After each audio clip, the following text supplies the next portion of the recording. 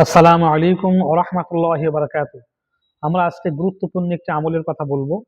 অনেক দোকানদার, অনেক ব্যবসায়ী ভাই আমাদের কাছে এসে বলেন যে হুজুর দোকানে বেচা কেনা নাই, লোকসান, যাতে বেচা কেনা বৃদ্ধি পায় এবং বরকত হয় একটু ব্যবস্থা করে দেন, একটা আমল বলে দেন, লিখে দেন।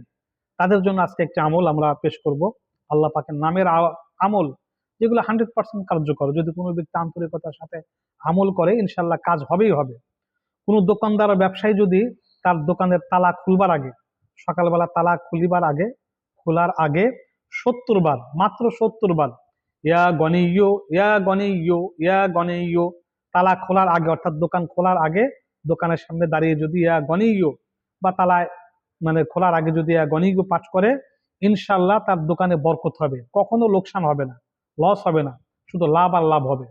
যদি কোনো ব্যক্তি তার দোকানের তালা খোলার আগে 70 বার ইয়া গনিয়্য, ইয়া গনিয়্য, ইয়া গনিয়্য 70 বার পাঠ করে, ইনশাআল্লাহ আল্লাহ পাক রব্বুল আলামিন ওই ব্যবসায়ীকে ওই দোকানে বরকত দান করবেন।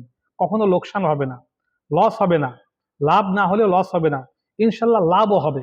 ইনশাল্লাহ লাভও হবে। এটা গানি অর্থাৎ হে ঐশ্বর্যশালী, হে ধন সম্পদ দাতা, তার ধন সম্পদ অবশ্যই আল্লাহ পাক রব্বুল আলামিন দান করবেন।